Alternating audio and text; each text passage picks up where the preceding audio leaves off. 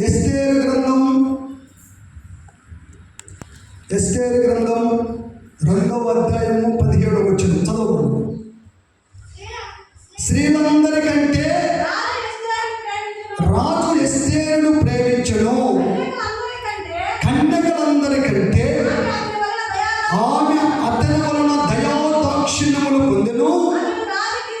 అతడు రాజ్య కిరీటమును ఆమె తల మీద ఉంచి ఆమెను వస్తీకి బదులుగా రాణిగా నియమించెను. దేవునికి స్తోత్రం. హల్లెలూయా. చూడండి, ఇక్కడ చదవబడినటువంటి వాక్య భాగంలో స్త్రీలందరికంటే ఎస్తేరును రాజు ప్రేమించాడు. స్త్రీలందరికంటే ఎస్తేరును రాజు ప్రేమించాడు. అంతేకాకుండా కన్యకలందరికంటే ఆమె అతని వలన, రాజు వలన దయాదాక్షిణ్యములు పొందినంత.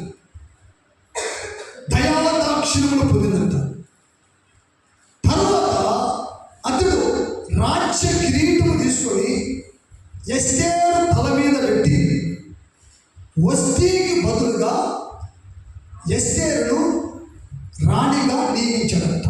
దేవుడికి స్తోత్రం. హల్లెలూయా, హల్లెలూయా. చూడండి, వస్తీకి బదులుగా ఎస్తేరును రాణిగా నియమించాడట. మరి వస్తీ ఏమైంది? ఏమైందంటే రాణి పదం నుంచి పక్కకు తొలగించబడింది. నువ్వు రాణిగా పనికిరావుట, నువ్వు రాణిగా పనికిరావు కనుక అని చెప్పేసి తొలగించి వస్తీకి బదులుగా ఎస్తేరును రాణిగా నియమించాడట. చూడండి నా ప్రియమైనటువంటి దేవుని బిడ్డలారా, రాణిని ఎస్తేరును రాజు ప్రేమించాడట.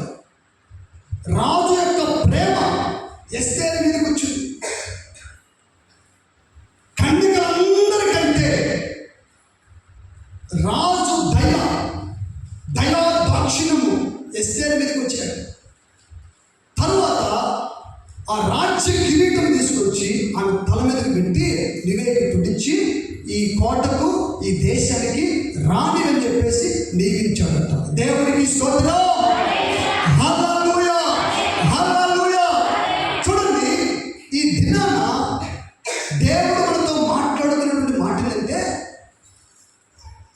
నేను నిన్ను ప్రేమించాలని అనుకుంటున్నాను, నా ప్రేమను నీ మీద కుమ్మరించాలని అనుకుంటున్నాను, నా దయా దాక్షిణ్యము నీ మీదికి నువ్వు పొందుకోవాలని ఆశపడుతున్నా, నా దయా దాక్షిణ్యము నీ మీదికి కుమ్మరించాలని, నీ మీద చూపించాలని నువ్వు పొందుకోవాలని ఆశపడుతున్నా.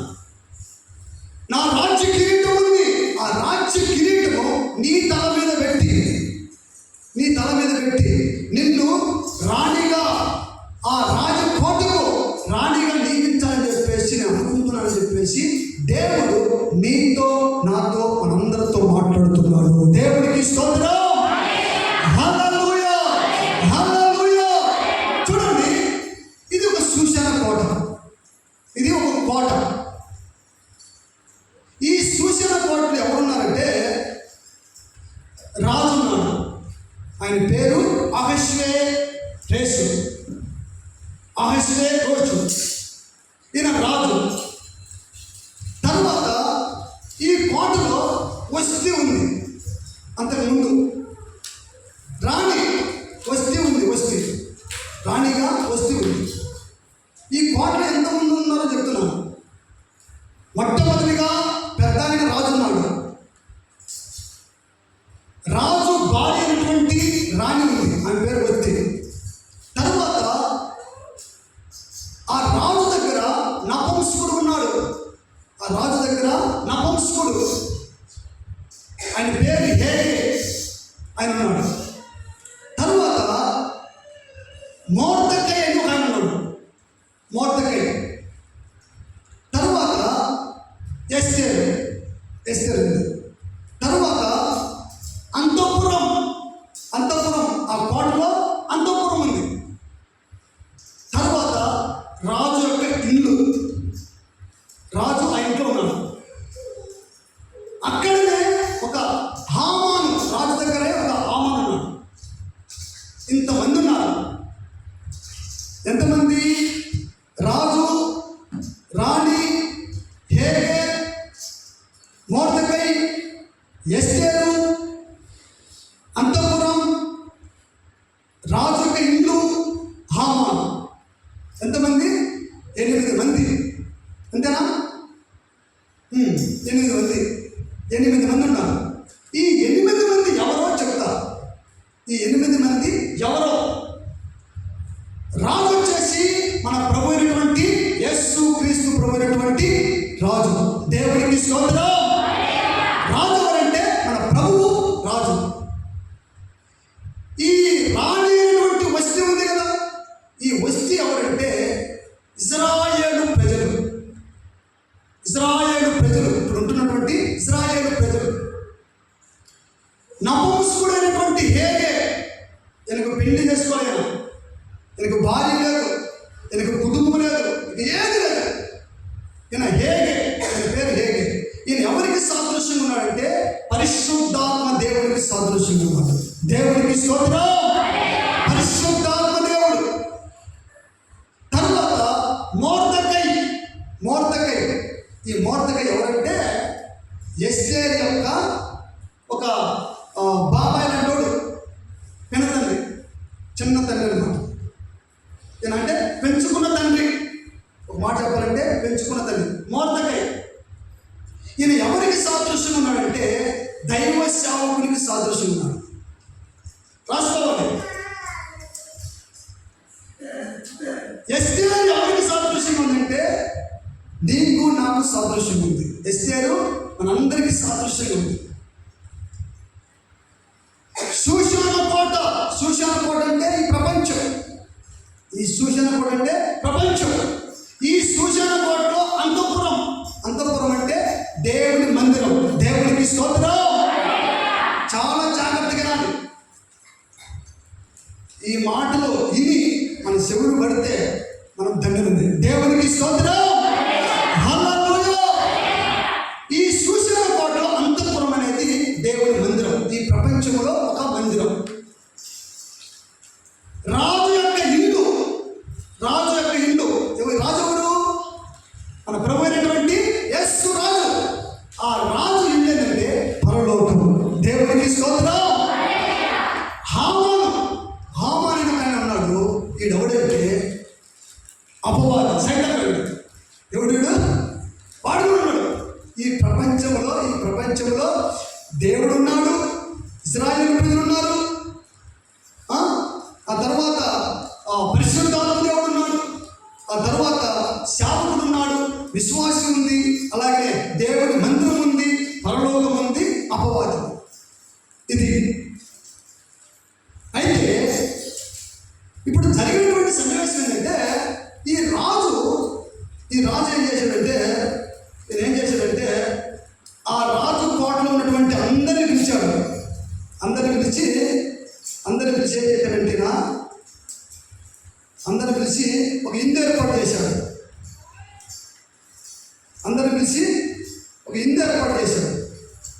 ఇందు ఏర్పాటు చేసి అందరిని పిలిపించాడు. పిలిపించిన తర్వాత ఇక్కడ ఆయన ఏం చేశాడంటే ఇంచుమించు ఒక 180 రోజులు, ఇలాంటి 180 రోజులు ఆ రాజ్యం యొక్క గొప్పతనము అందరికి ప్రకటించాడు. ఏ రాజ్యము? ఆ శూషాన కోట యొక్క రాజ్యం యొక్క గొప్పతనము అందరికీ పిలిపించి అందరికీ ఇందు ఏర్పాటు చేసి ఇక ప్రకటించాడు. 7 దినాలు 7 రోజులు ఆయన ఇందు ఏర్పాటు చేశాడు. 7 రోజులు. 7వ రోజు ఏం చేశాడంటే ఈయనకు సంతోషం ఎక్కువైపోయింది. ఇందు ఏంటి? సంతోషం కదా. సంతోషం అయిపోయి అందరిని పిలిచాడు. ఆ రాజ్యం ఉన్నటువంటి వాళ్ళందరినీ కూడా పిలిచి ఏం చేశాడంటే అందరికి రండి అని చెప్పి పిలిచి మా భార్యను చూపిస్తాను, మా భార్యను చూపిస్తాను మీకు. మా భార్య రాణి ఎంత అందంగా ఉందో, ఎంత సౌందర్యవతో, ఎంత సుందరమైనటువంటి గుణం కలిగిందో నేను చూపిస్తానని చెప్పేసి ఈ రాజు ఆయన చూపించాలని చెప్పేసి తగలడిపోతాను. ఎవరైనా రాజు వస్తీని చూపించాలని అంటే ఇశ్రాయేలు ప్రజలు నా బిడ్డలు చూడండి, ఇశ్రాయేలు ప్రజలు చూడండి ఎంత సౌందర్యవంతంగా ఉన్నారో, ఎంత అందంగా ఉన్నారో చెప్పేసి ఆయన తన భార్య అయినటువంటి వస్తీని చూపించాలని చెప్పేసి, నేను ఇటు చెప్తా అటు చెప్తా, మీరు అర్థం చేసుకోవాలి. రెండు కోణాల వాక్యం అర్థం చేసుకోవాలి. ఒకసారి భార్య అంటాడు, ఒకసారి ఇశ్రాయేలు ప్రజలు అంటాడు, ఏంటిది అని అనుకోవద్దు. అయితే నేను చూపించాలని చెప్పి తన ప్రజలను, తన భార్యను చూపించాలని చెప్పేసి ఈయన 7 మంది నపుంసకులను తయారు చేసి అక్కడ ఏర్పరిచి, మీరు వెళ్ళి నా భార్యను తీసుకురావండి, అందరికీ చూపించాలని చెప్పేసి ఆ రాజు ఒక కబురు పెట్టాడు. అంతపురంలోకి వెళ్ళి నా భార్య ఉంటుంది, రాణి ఉంటుంది, పోయి తీసుకురావండి, అందరికీ చూపించాలా, నా భార్య సౌందర్యవంతి, సుందరవతి, చాలా గుణం కలిగింది, చాలా అందంగా ఉంటుంది అని చెప్పేసి చూపించాలని చెప్పేసి ఈయన ఒక కబురు పెట్టాడు. అంతే కదండి, ఎవరికైనా ఒక మంచి అందమైన భార్య ఉంటే, నా భార్య మంచిది, చాలా గుణవంతురాలు, చాలా అందంగా ఉంటుంది, మంచి గుణం కలిగిందని చెప్పేసి చూపించుకోవాలని చెప్పేసి ఎవరికైనా ఉంటుంది. అలాగే భార్యకి కూడా నా భర్త మంచోడని చెప్పి చెప్పుకోవడానికి అది ఉంటుంది. అయితే నా ప్రియమైనటువంటి దేవుడు బిడ్డలారా, ఈ అహష్వేరోషు రోజు ఈ రాజు ఈయన కబురు పెట్టాడు. కబురు పెట్టిన తర్వాత ఆయన అక్కడికి వెళ్ళిన తర్వాతనే ఏం చేసిందంటే, నేను రాను, నేను వాళ్ళకు కనబడటానికి నేను ఇష్టపడను, నేను రాను, నేను ఒప్పుకోనని చెప్పేసి అలా తిరస్కరించింది. తిరస్కరించేసరికి ఇక వచ్చి, అయ్యా రాదట అని చెప్పేసి ఈ పొరుగులు వచ్చి చెప్పారు. సరే ఇప్పుడు ఏం చేద్దాం, ఇప్పుడు ఏమా నా భార్య నా మాట వినకపోతే, నా భార్య నా మాట వినకపోతే మీరు నా మాట విన్నారు అని చెప్పేసి మనసులో పెట్టి, నా భార్య నా మాట, నేను రాజ్యాన్ని ఎలా నడిపించాలి, ఈ రాజ్యానికి ఒక మంచి రాణి కావాలి, ఈ రాజ్యానికి ఒక మంచి రాణి కావాలి, గుణవంతమైనటువంటి రాణి కావాలి, చెప్పిన మాట ఆజ్ఞ మేరకుండా, ఆజ్ఞ చెప్పినట్టుగా ఆజ్ఞ పాటించే భార్య కావాలి, రాణి కావాలి, ఈ కోటకి ఒక రాణి కావాలని చెప్పేసి ఏం చేయాలని చెప్పేసి అక్కడ ఉన్నటువంటి ప్రజలు అడిగారు. అడిగితే వాళ్ళు చెప్పినటువంటి మాట ఏంటంటే, అయ్యా ఇంతటితో ఈమె విడిచిపెడితే, ఇంతటితో ఈమె విడిచిపెడితే రాజ్యమంతా కూడా రాజు మాట రాణి వినలేదని చెప్పేసి అందరి చెవులు పడుతుంది. రాజు మాట రాణి వినలేదని చెప్పేసి అందరి చెవులు పడుతుంది. అప్పుడు తమ తమ సొంత పురుషులకు రాణి ఏ విధంగా తిరస్కరించిందో ప్రతి ఒక్క స్త్రీ తిరస్కరిస్తుంది. ప్రతి ఒక్కరు కూడా తమ భర్తలకు లోబడరు, మాటలు.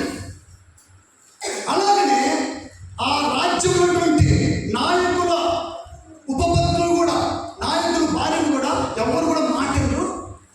దీనికి ఒక పరిష్కారం చేయాలా, ఈమెకు బదులుగా ఒక మంచి రాణిని చూడాలి. దేవునికి స్తోత్రం, హల్లెలూయా, హల్లెలూయా.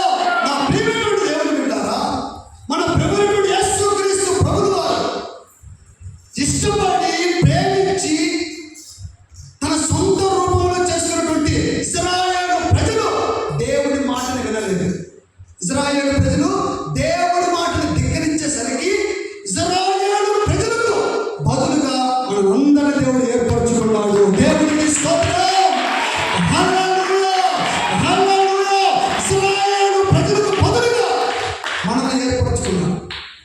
అయితే అందరూ కూడా ఏం చేశారంటే, ఈ 127 సంస్థానాలు ఉన్నటువంటి ప్రతి ఒక్కరిని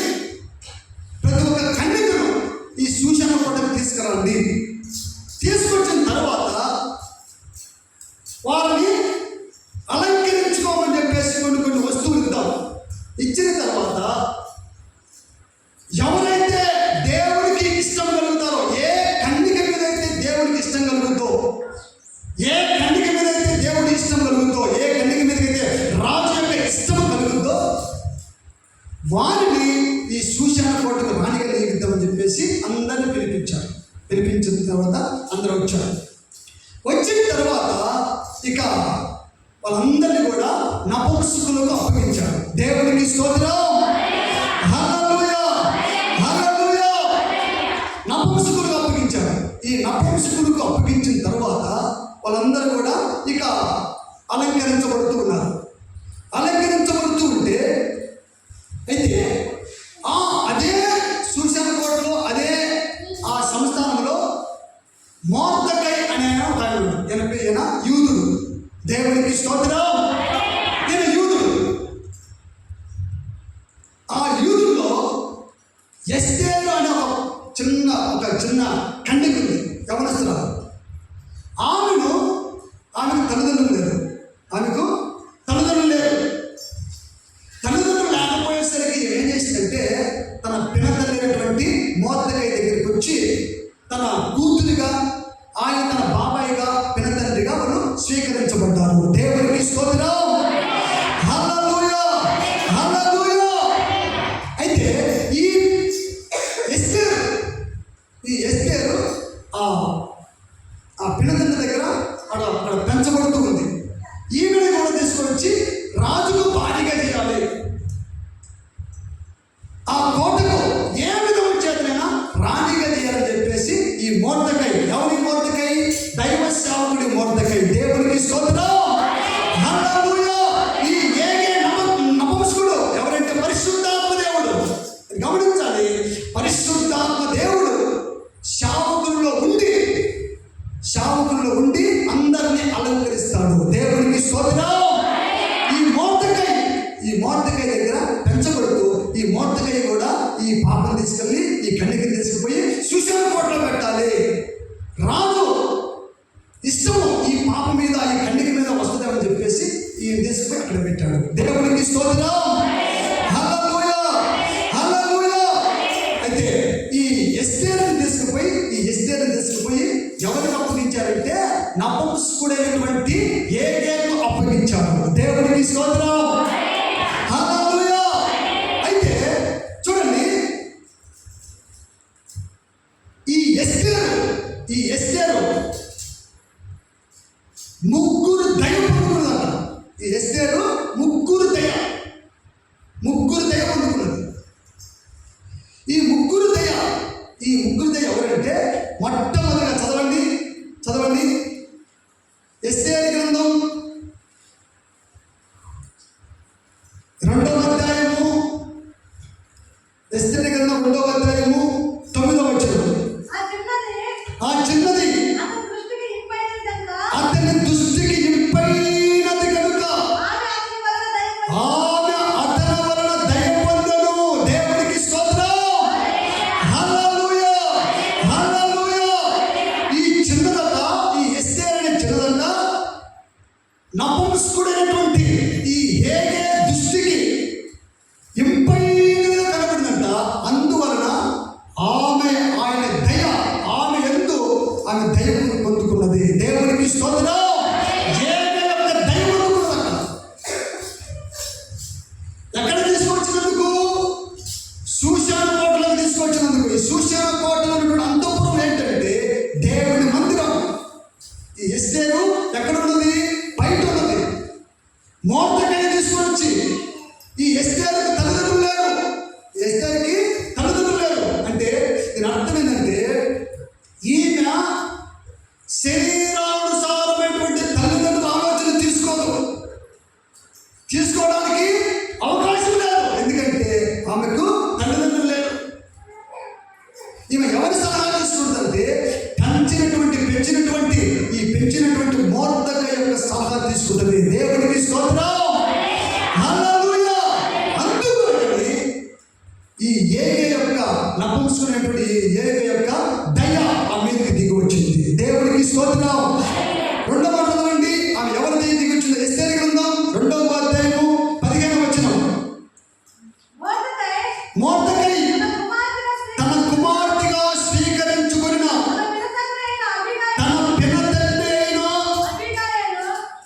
అబీహాయిలు కుమార్తెకు ఎస్తేరు రాజు వద్దకు వెళ్ళుటకు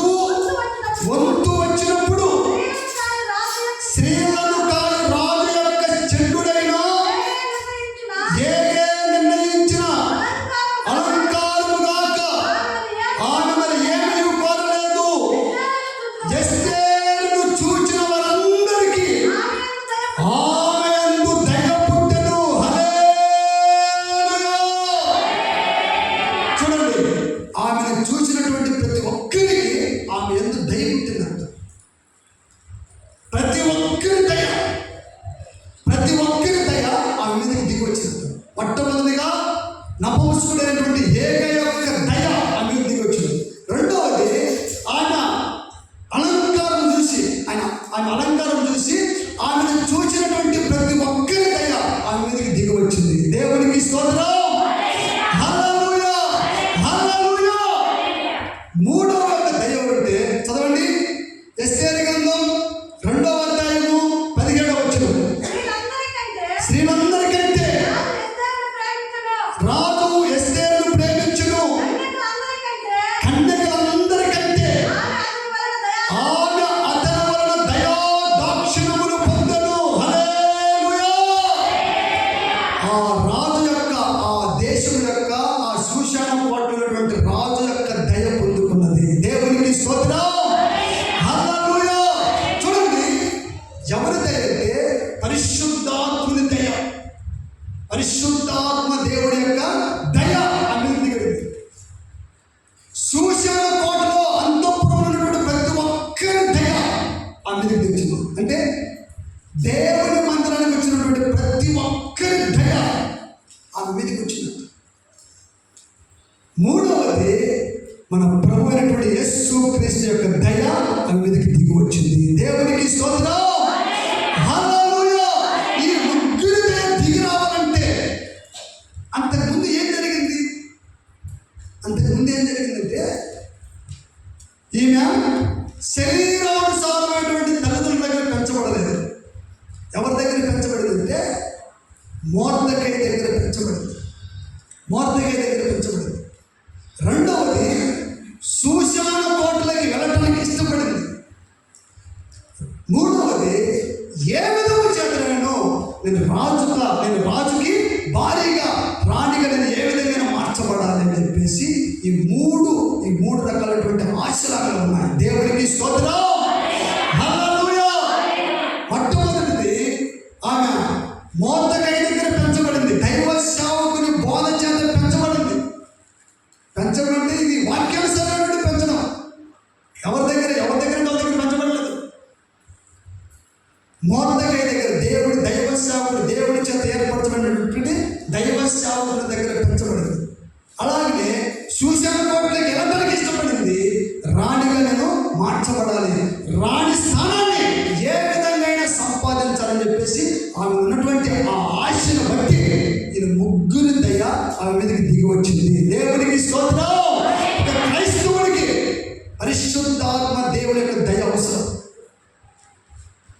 ఒక క్రైస్తవునికి దేవుని సంఘంలో ఉన్నటువంటి ప్రతి ఒక్కరి దయ అవసరం. అలాగే మన ప్రభు అయినటువంటి యేసు క్రీస్తు యొక్క దయ అవసరం. దేవునికి స్తోత్రం. హల్లెలూయా, హల్లెలూయా. కనుక నా ప్రియమైనటువంటి దేవుని బిడ్డలారా, మనందరం కూడా చూడండి, రాజు ఎస్తేరుని ప్రేమించాడు. కన్యకలందరికంటే రాజు యొక్క దయాదాక్షిణ్యమైన ఆమె పొందుకున్నది. అలాగే రాజ్య కిరీటము ఆమె తల మీద పెట్టబడి వస్తీకి బదులుగా రాణిగా మార్చబడింది. దేవునికి స్తోత్రం. హల్లెలూయా. ఈ ఇశ్రాయేలు ప్రజలకు బదులుగా మనందరినీ కూడా ఆ అంతఃపురములోకి తీసుకుపోయి దేవుని ఎదుట మనం నిలబడాలని, ఆయన ఇష్టం మన మీదకి రావాలని, ఆయన ఎవరినైతే ఇష్టపడతాడో, రాజు ఎవరి మీద ఇష్టపడతాడో వారే ఆ కోటకు రాణిగా మార్చబడతారు. అర్థమవుతుందా? ఇంతకు అర్థమవుతుందే? ఇది సువార్త కాదు, ఇది ఉపదేశం, లోతైన సత్య సువార్త ఉపదేశం. దైవమైనటువంటి పేతురు గారు అంటారు, మిమ్మల్ని నేను పాలతోనే పెంచాల్సి వస్తుంది. అన్నంతో పెంచాలని ఆశ ఉంది, కానీ అన్నం మీకు అరుగుదల అవుతో కాదని చెప్పేసి నేను ఇంకా పాలతోనే పెంచుతానని చెప్పేసి ఇంకా చాలా మంది పాలతో పెంచుతారు. పాలు కాదు, బలమైన ఆహారం. బలమైన ఆహారం ఏంటి? గోధుమలు, కొర్రలు, రాగులు, ఎవరు, ఇవి బలమైన ఆహారం. పాలు తాగితే పాలు ఎవరు తాగుతారు? పాలు ఎవరు తాగుతారు? చిన్నపిల్లలు తాగుతారు. లేకపోతే ఆరోగ్యం బాగాలేకపోతే, అరుగుదల కాకపోతే తిని ఆరోగించుకునేటువంటి వారు పాలు తాగుతారు. బలమైన ఆహారం ఎవరు తింటారంటే ఏదైనా తిని అరగాయించుకునే వాళ్ళే బలమైన ఆహారం తింటారు. బలమైన ఆహారం తిన్నటువంటి వాళ్ళు బలంగా నిలబడతారు. దేవునికి స్తోత్రం.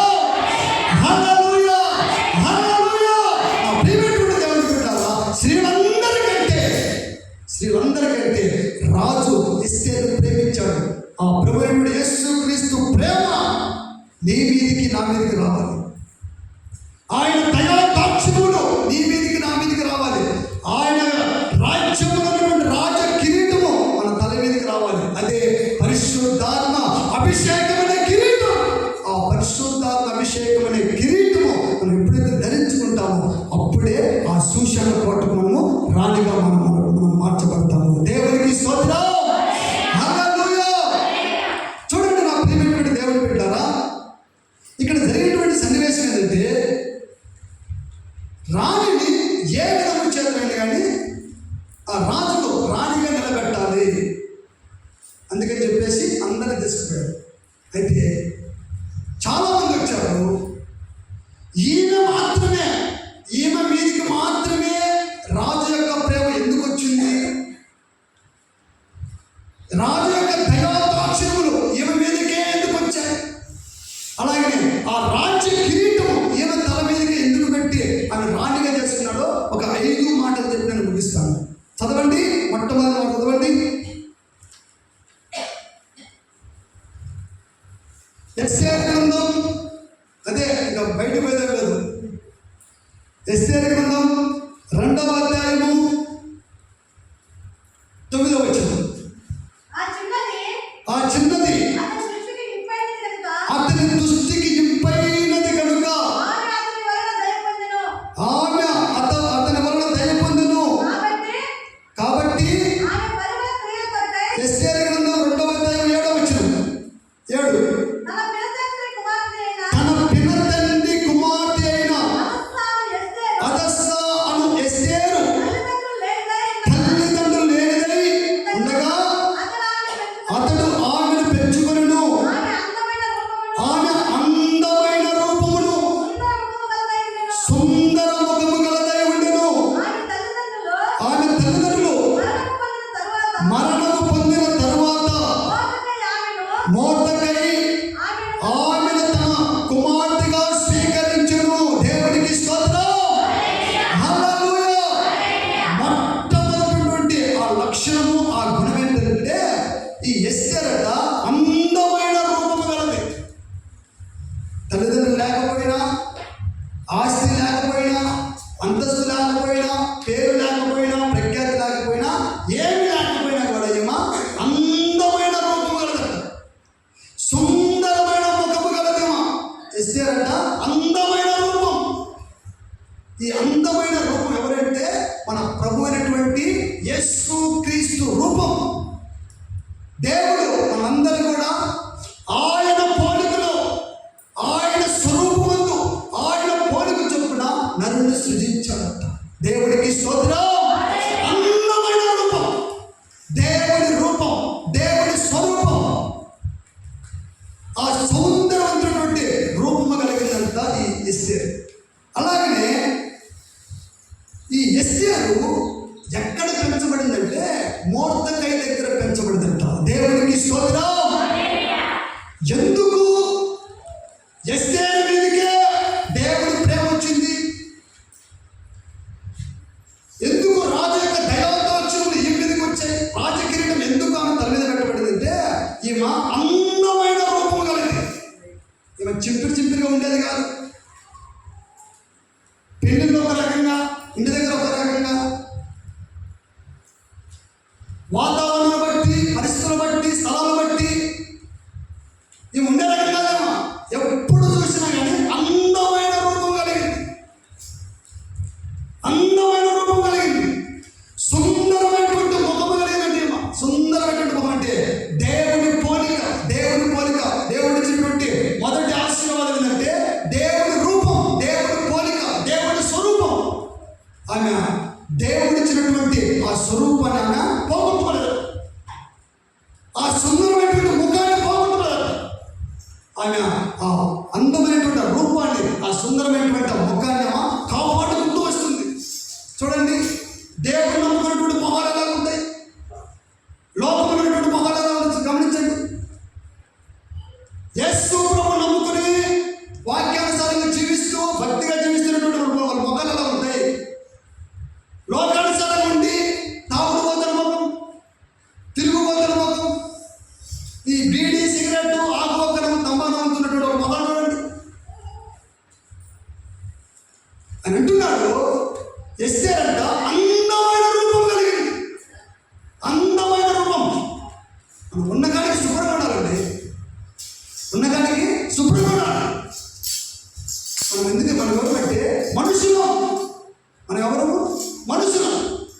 కానీ జంతువులు తిన్నటువంటి ఆ వస్తువులు కూడా మనము మనుషులుగా తింటున్నాం. బయట జంతువులు కూడా తిన్నాం. వాళ్ళ ముఖాలు, వాళ్ళ పోలిక దరిద్రంగా ఉండదు అని అంటున్నాడు. అందమైన రూపం కలిగింది. దేవుడి చెడు అందరినీ కాపాడుకుంటుంది. సుందరమైన మొక్కని కాపాడుకుంటుంది. కాపాడుకుంటూ ఎక్కడ పెంచబడుతుందంటే మోర్దెకై దగ్గర దేవుని పిలుపుతో అందుకుని దేవుని సేవ చేస్తున్నటువంటి దైవ సేవకుల దగ్గర వాక్యము చేత పెంచబడుతుంది. దేవునికి స్తోత్రం. అందుకొరకనే ఆ అంతఃపురానికి రాణిగా ఉండాలని చెప్పేసి ఆశపడింది. ఇది ఏ విధంగా? ఎందుకంటే నేను అందంగా ఉన్నాను, నేను సుందరమైన ముఖం కలిగిన దాన్ని, నేను దైవ సేవకుల దగ్గర పెంచబడుతున్నాను కనుక ఖచ్చితంగా దేవుడు ఖచ్చితంగా ఆ రాజు యొక్క దయ నా వీధికి వస్తుందని చెప్పేసి ఆయన ఆశతో శూషాన్ని పట్టుకెళ్ళింది. దేవుడికి స్తోత్రం.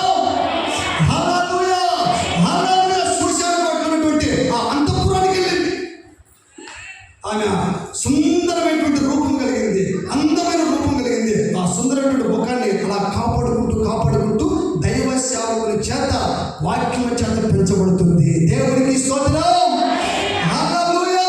పెంచబడుతూ ఏగే నపుంసకుని చేత అప్పగించబడింది. సూచనలో పోయిందా? సూచనలో పోయిన తర్వాత నపుంసకుడైనటువంటి ఏగే చేతికి అప్పగించబడిందంటే పరిశుద్ధాత్మ దేవుడికి అప్పగించుకున్నది. దేవునికి స్తోత్రం. దేవుని ఆత్మ చేత నడిపించబడాలి. జీవించువాడు నేను కాదు, పరిశుద్ధాత్మే నన్ను నడిపిస్తుందని చెప్పేసి ఏగేకి అప్పగించుకున్నది. ఈ ఏగే ఎవరంటే పరిశుద్ధాత్మ దేవుడు. ఈ పరిశుద్ధాత్మ దేవునికి అప్పగించుకున్నది. అప్పగించబడిన తర్వాత అతి శ్రేష్టమైనటువంటి ఆ సూష అంతఃపురంలో పెట్టాలంట. అతి శ్రేష్టమైనటువంటి సూషాన్ కోట అంతఃపురం. ఈ మామూలు అంతఃపురం కాదు. ఈ అంతఃపురము అతి శ్రేష్టమైన అంతఃపురం. ఏదో నామకార్థమైనటువంటి అంతఃపురం కాదు ఇది. పేరుకు మాత్రం ఉన్నటువంటి అంతఃపురం కాదు ఇది. అతి శ్రేష్టమైనటువంటి అంతఃపురం. ఎందుకంటే ఈమె అందాన్ని కాపాడుకుంటూ, ఆ సుందరమైన ముఖాన్ని కాపాడుకుంటూ, మోర్దెకై చేత పెంచబడుతూ ఈ సూషాన్ కోట అంతఃపురంలోకి వెళ్ళి అతి శ్రేష్టమైనటువంటి అంతఃపురంలోకి వెళ్ళిందట. దేవుడికి స్తోత్రం. అందుకొరకే రాజు యొక్క ప్రేమ ఎస్తేరు మీదకి వచ్చింది. రాజు యొక్క దయాదాక్షిణ్యములు ఎస్తేరు మీదకి వచ్చింది. ఆ రాజ్య కిరీటమైనటువంటి ఆ కిరీటము ఆమె తల మీద పెట్టబడి రాణిగా నియమించబడింది. దేవుడికి స్తోత్రం. హల్లెలూయా, హల్లెలూయా. అలా కాకుండా ఎక్కడెక్కడంటే పెంచబడుతూ ఏ అంతఃపురం అంటే ఆ అంతఃపురం పోయి పేరుకు మాత్రమే ఉండి నామకార్థంగా ఉండి అలా ఉంటే రాజు యొక్క ప్రేమ నీ మీదికి రాదు. దేవుని యొక్క దయాదాక్షిణ్యం రాదు. ఆ రాజ్య కిరీటము మన తల మీదకి రావాలంటే మనము సూషాన్ కోటలో అంతఃపురం అతి శ్రేష్టమైనటువంటి అంతఃపురంలో అడుగు పెట్టాలి. దేవుడికి స్తోత్రం. హల్లెలూయా. ఇది మొట్టమొదటి లక్షణం. రెండవ లక్షణం ఏంటంటే చదవండి, రెండవ మాట చదవండి. ఎస్తేరు గ్రంథం 2వ అధ్యాయము 10వ వచనం. మోర్దెకై నీ జాతిని నీ వంశమును కనపరచకూడదని ఎస్తేరుకు ఆజ్ఞాపించి ఉండని కనుక ఆమె తెలుపలేదు. హల్లెలూయా. మొర్దెకై వినాలి. మొర్దెకై సూసన కోటకు పంపించేటప్పుడు, అంతఃపురానికి పంపించేటప్పుడు ఒక మాట చెప్పాడు. అమ్మా, నీవు నీ జాతిని కానీ నీ వంశముని కానీ నువ్వు కనపరచదు. నీ జాతిని కానీ నీ వంశముని కానీ కనపరచకూడదని చెప్పేసి ఎస్తేరుకు ఆజ్ఞాపించాడట. అందుకని చెప్పేసి ఈమె ఎక్కడ కూడా ఆమె జాతి కానీ ఆమె వంశము కానీ చెప్పలేదట. ఈమె ఉన్నటువంటి చూడండి, మొర్దెకై ఏది చెప్పితే అది దానికి కట్టుబడి ఉన్నాడు. ఈమె మొర్దెకై ఏదైతే చెప్పాడో దానికి కట్టుబడి నీ జాతిని కానీ నీ వంశముని కానీ ఎక్కడ నువ్వు ప్రస్తావించద్దు, ఎక్కడ నువ్వు చెప్పద్దని చెప్పేసి ఈ మొర్దెకై ఎప్పుడు అంతఃపురంలోకి బయటపడి. నా ప్రియమైనటువంటి దేవుడు పెట్టారా, ఈ దినాన అనేక మంది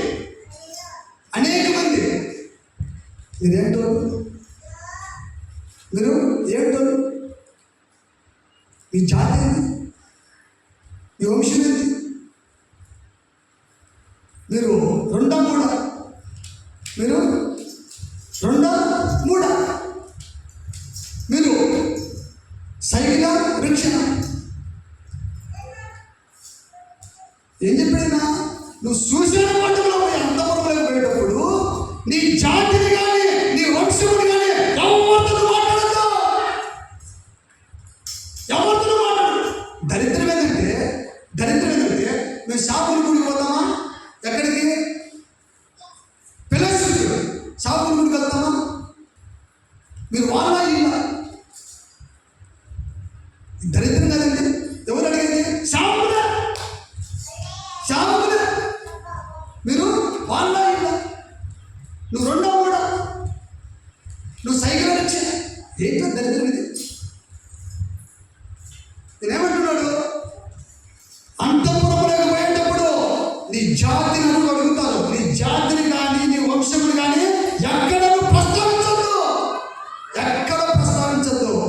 ఎవరు అడిగిన చెప్పదు, నువ్వు దాని గురించి నువ్వు మాట్లాడద్దు అని చెప్పేసి ఆజ్ఞాపించాడట. జాగ్రత్త, ఎక్కడనే కానీ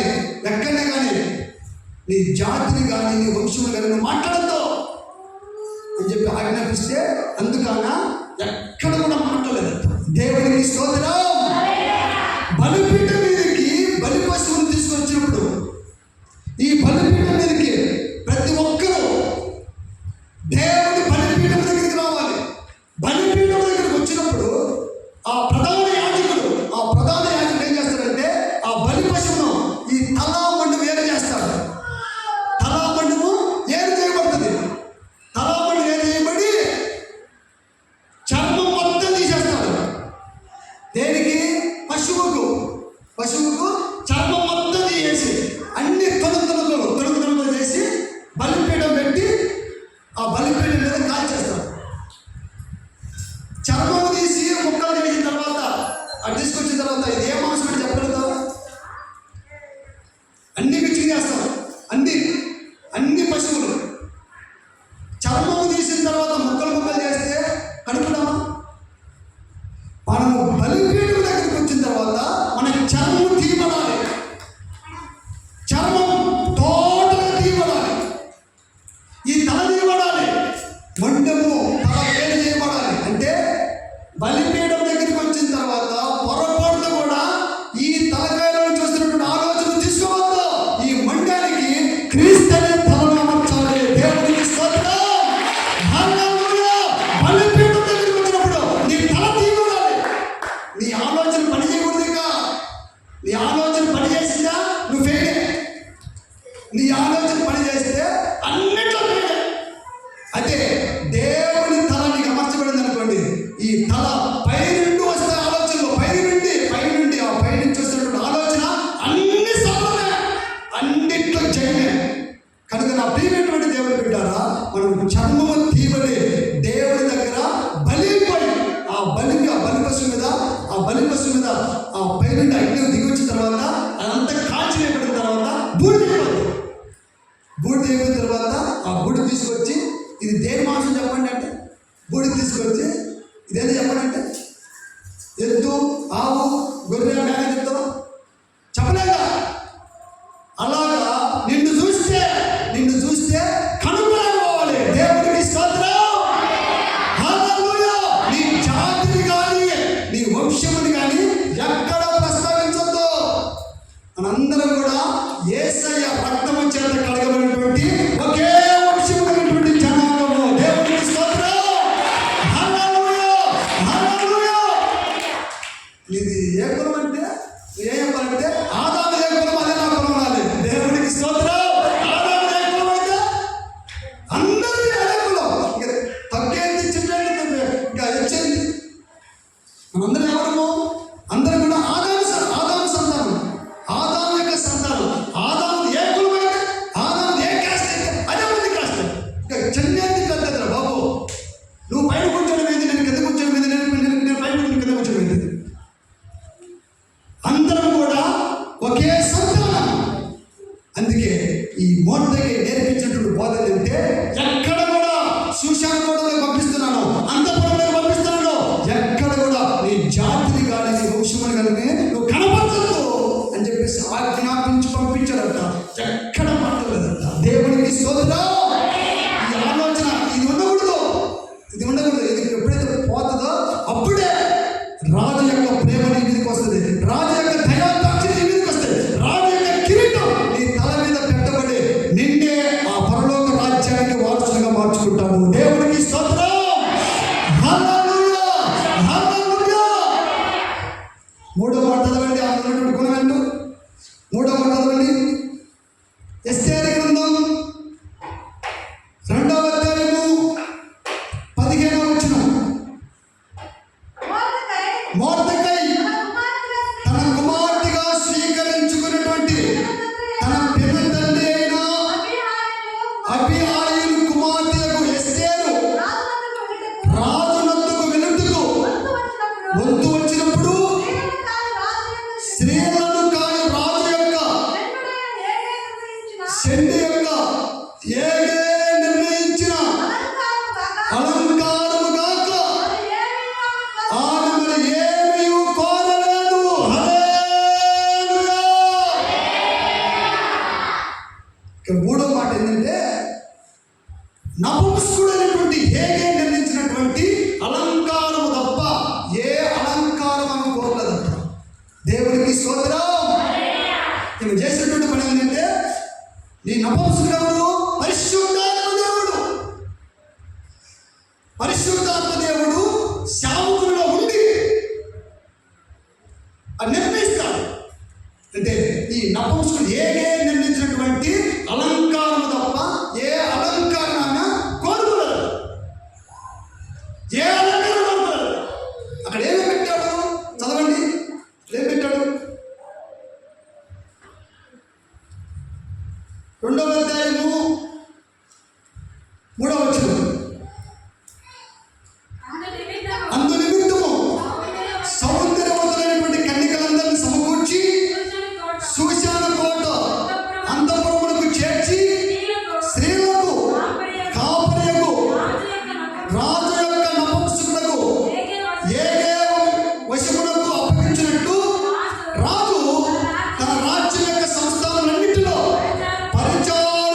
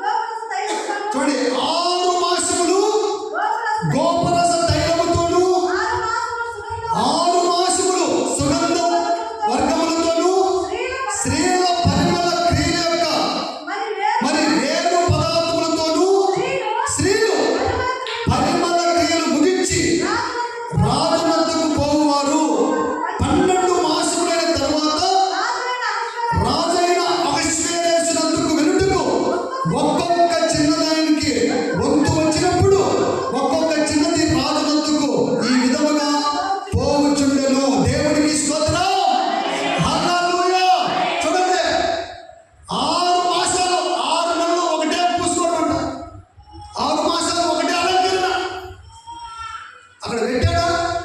ఏమన్నా మూసుకొని మీరు. దేవుడు ఈ లోకంలో అన్ని పెట్టాడు. రాజు ఏం చెప్పాడు? వారికి ఏం కావాలో అన్ని పెట్టండి. ఈ భూమి మీద ఏమి కావాలో ఆ శూషణ కోటలో ఏమైతే అన్ని పెట్టండి. వాళ్ళు ఏదైతే కోరుతారో మాకు పలాది కావాలి, అలంకరించుకోవాలి, రాజుకు ఇష్టంగా కనపడాలని చెప్పేసి వాళ్ళు ఏదైతే కోరుతారో అన్నీ వారి ముందు పెట్టండి. అన్ని పెట్టండి. వారు ఏది అలంకరించుకుంటారో అలంకరించుకోండి అని చెప్పేసి అన్ని పెట్టాడు. ఎవరైనా రాజు, ఈ రాజు ఈ భూమి మీద అన్ని పెట్టాడు. మొత్తం అన్ని పెట్టాడు. దేని కొరకంటే రాజు ఎంత నిలబడాలి, రాజు యొక్క ఇష్టము వారి మీదకి రావాలని చెప్పేసి అన్ని పెట్టిన తర్వాత వీళ్ళందరూ కూడా అలంకరించుకున్నారు. ఎన్ని రోజులు? 6 నెలలు. తర్వాత 6 నెలలు 6 మాసములు గోపరస తైలముతోను, 6 మాసములు సుగంధ వర్గములతోను సంవత్సరం రోజులు అలంకరించుకున్నారట. సంవత్సరం రోజులు అలంకరించుకుంటూ రాజులకు పోయారట. పోతే ఏ ఒక్కరిని ఇష్టపడలేదు. ఒకటే అలంకరణ. నచ్చింది. పెళ్లికి పోతే పెళ్లికి ఒక అలంకరణ, సారికి పోతే సారికి ఒక అలంకరణ, పండగ వస్తే పండగకి ఒక అలంకరణ. ఇక వాళ్ళు బుద్ధి కొట్టి అలంకరించుకుంటారు. ఏ వాతావరణం బట్టి అలంకరణ. అయితే ఎస్తేరు మాత్రం ఏం చేసిందంటే ఆ నపుంసకుడి చేతికి అప్పగించబడింది కదా. అయ్యా నువ్వు రాజు దగ్గర ఉంటావు కదా, ఏమేమి అంటుందంటే నువ్వు ఎప్పుడు రాజు దగ్గర ఉంటావు కదా, రాజుకు ఎలా ఉంటే ఇష్టం అని చెప్పేసి ఈ ఎస్తేరు నపుంసకుని అడుగుతుంది. అడుగుతుంది, నువ్వు ఎప్పుడు కూడా వస్తీ ఉంది కదా, వస్తీని చూసి వస్తీని ఎలా ఇష్టపడ్డాడు అంటే పాత నిబంధనలో, అంటే ఇశ్రాయేలు పాత నిబంధనలో దేవుని ఆ ప్రేమ అనేది ఎలా వచ్చింది? వాళ్ళు ఎలా ఉన్నారు? పాత నిబంధన ఎలా ఉన్నారు? వస్తీని ఇష్టపడటానికి వస్తీ ఎలా అలంకరించబడింది? నువ్వు రాజు దగ్గర ఉన్నావు కదా అని చెప్పేసి ఎవరిని అడుగుతుంది? ఏమని అడుగుతుంది? ఎందుకంటే రాజు ఇష్టమేంటో, రాజు కోరిక ఏంటో ఏగే తెలుసు. ఎవరు తెలియదు ఇంకా. ఎందుకంటే ఏగే రాజు దగ్గర ఉన్నాడు. ఎలా అలంకరించబడితే రాజు యొక్క ఇష్టము ఎలా వస్తుందని చెప్పేసి ఈ ఎస్తేరు మంచి తెలివి కలిగి ఆయన అడుగుతుంది. అయ్యా ఎలా నేను రాణిగా మార్చబడాలి, నేను ఈ కోటకి రాణిగా ఉండాలి, నేను రాణిగా ఉండాలి, ఎలా అలంకరించాలని చెప్పేసి అడిగితే మా ఫలాన్ని చెప్పి ఈ ఏదైతే నిర్ణయించాడో, ఏదైతే చెప్పాడో, ఏదైతే నిర్ణయించాడో అదే అలంకారం కోరుకున్న తప్ప ఇక ఏ అలంకరణ కోరుకోలేదంట. దేవుడికి స్తోత్రం.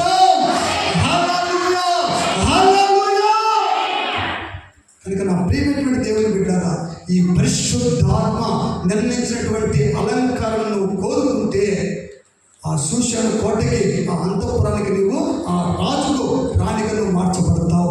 ఆ రాజు యొక్క ప్రేమ నీ మీదకి వస్తుంది, రాజు యొక్క దయాదాక్షి నీ మీదకి వస్తాయి, ఆ రాజు యొక్క కిరీటం నీ మీదకి వస్తుంది, నువ్వు రాణిగా మార్చబడతావు. కనుక నా ప్రియమైనటువంటి దేవుని బిడ్డరా, మనందరం కూడా ఈ పరిశుద్ధ గ్రంథమైనటువంటి ఈ వాక్యం ఏదైతే ప్రకటిస్తుందో, ఏదైతే బోధిస్తుందో, ఏదైతే నిర్ణయిస్తుందో అదే అలంకరణ కోరుకోవాలి. అదే అలంకరణ కోరుకుంటే రాజు యొక్క ఇంకా మనము సంవత్సరాలు ఈ గడిచిపోతూ ఉన్నా కూడా ఇంకా ఆ దేవుని ప్రేమ మన మీదకి ఎందుకు రావట్లేదు? ఆ దేవుని దయాదాక్షిణ్యం మన మీదకి ఎందుకు రావట్లేదు? ఆ రాజ్య కిరీటం, ఆ అభిషేకం అనే కిరీటం ఇంకా మన మీదకి ఎందుకు రావట్లేదు? ఎందుకు రాలేదంటే మనము పరిశుద్ధాత్మ దేవుడు నిర్ణయించినటువంటి ఆ అలంకరణ ఒప్పుకోకపోవడం వల్లనే యేసుక్రీస్తు యొక్క ప్రేమ మన మీదకి రావట్లేదు, దయాదాక్షిణ్యం మన మీదకి రావట్లేదు. ఆ అభిషేకం అనే కిరీటం మన మీదకి వస్తే అప్పుడు మనము ఆ కోటకు రాణిగా మనం మార్చబడతాం. దేవుడికి స్తోత్రం. హల్లెలూయా. ఏళ్ళ తరబడితే దేవుని ప్రేమ మన మీదకి రాదు. ఏళ్ళ తరబడితే దేవుడికి దయాదాక్షిణ్యం మన మీదకి రాదు, పొరపాటు రాదు. చూడండి, రానే రాదు.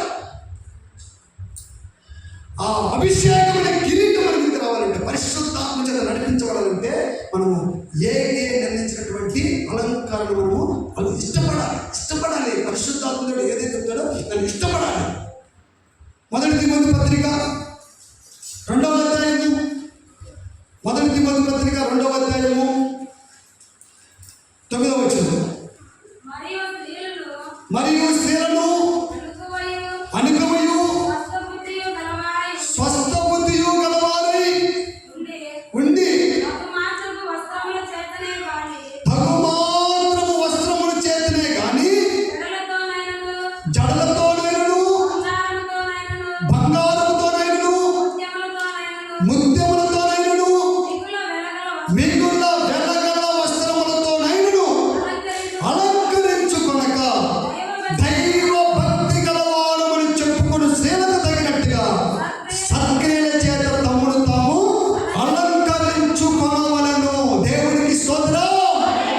చూడండి, దైవజనుడు పౌలు గారు చెప్తున్నాడు, మీరు ఎలా అలంకరించబడాలంటే ఏగే నిర్ణయించినటువంటి అలంకరణ ఏంటి? ఏగే నిర్ణయించినటువంటి అలంకరణ ఏదంటే స్త్రీలట అణుకువ అంటే కుటుంబంలో ఒక తగ్గింపు స్వభావం కలిగి, అణుకువ కలిగి, స్వస్థ బుద్ధి కలిగి గలవారై ఉండి తగు మాత్రము వస్త్రములు చేతనే కానీ, అంటే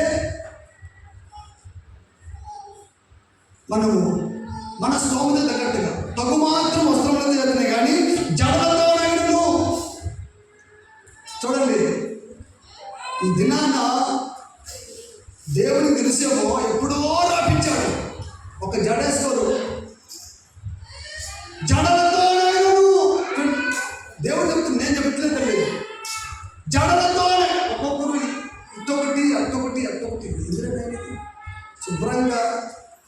చూడండి, ఒక కోతి ఉందట, ఆ బిల్డింగ్ పైన అట్లా ఉందట. అంటే ఈ కోతి ఏమన్నదంటే ఆ కింద ఒక తల్లి ఒక పాప గౌన్ వేసుకొని ఒక తల్లి అక్కడ తీసుకుపోతుంది. అట్లా నడుచుకుంటూ పోతుంటే ఈ కోతి పిల్ల ఏమంటే, కోతి పిల్ల అమ్మమ్మ నాకు అది ఆ పాపలాగా గౌను ఒకటి జాకెట్ వేసి నాకు పెట్టమ్మ బాగుంటుందంటే అని చెప్పేసి కోతి పిల్ల అడిగిందంట. కోతి పిల్ల అడిగితే ఈ తల్లి ఏమందంటే, ఎందుకు తల్లి, మనుషులే కోతులాగా తయారవుతారు, మనం మనుషులు ఎందుకు తయారు కావాలి? మనుషులే మనలాగా తయారవుతారు, నువ్వు మన వాళ్ళ ఎందుకు తయారు కావాలి? మనకి కట్టుగా ఆ కోతులంట ఏమంటే, మా మనుషులే కోతులాగా తయారవుతారు. కోతులు చూడండి, ఎందుకు కోతులు శుభ్రంగా మంచిగా తలదూరుకోని చక్కగా. ఇదేమంటాడు, దైవ భక్తి గల స్త్రీ ఎలా ఉంటుందో అలా ఉండండి. మీరు చూస్తే ఏమంటే దైవ భక్తి ఉన్నటువంటి స్త్రీ, అతను దైవభక్తి ఉన్నటువంటి పురుషుడు అని చెప్పేసి గుర్తుపట్టండి. నీ చేతిలో బైబిల్ ఉంటుంది, 5 జడ కాస్తాడు. నీ చేతిలో బైబిల్ ఉంటుంది, 5 జడ కాస్తాడు. నిన్ను చూసి పక్కన ఉన్నటువంటి ఆయనని ఏం నడుచుకోవాలి చెప్పండి? నువ్వు క్రైస్తవుడు. నిన్ను చూసి క్రైస్తవుడు ఏం నడుచుకోవాలి? నడుచుకోవాలి, జడలు వేసుకుని వాళ్ళు అలా వేసుకుంటారు కదా. నువ్వు బైబిల్ పట్టింది ఎందుకంటే అనేక మందికి మాదిరికరంగా చూపించడానికి, అనేక మాదిరికరంగా ఉండడానికి. జడలతోనైనను బంగారముతోనైనను ముత్యములతోనైనను మిగుల వెల్లగల వస్త్రములతోనైనను అలంకరించుకొనక దైవ భక్తి గలవారమని చెప్పుకుని సేవకు తగినట్టుగా సత్క్రియ చేత తమ్ముడు తాము అలంకరించుకొనవలెను. దేవునికి స్తోత్రం. సత్క్రియలు, మంచి క్రియల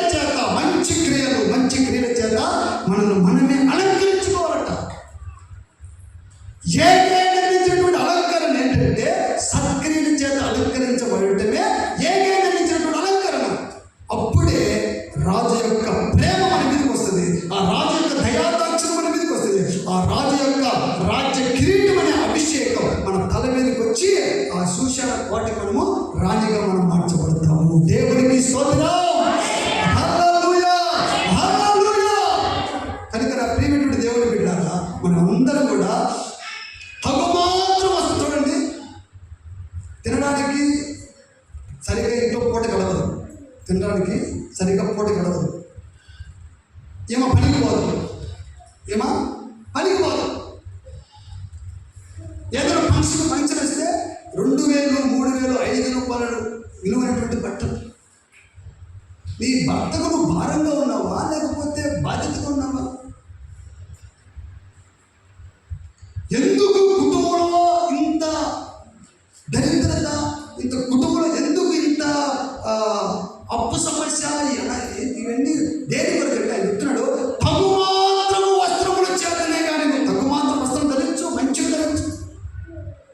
మన స్తోమత ఎంత,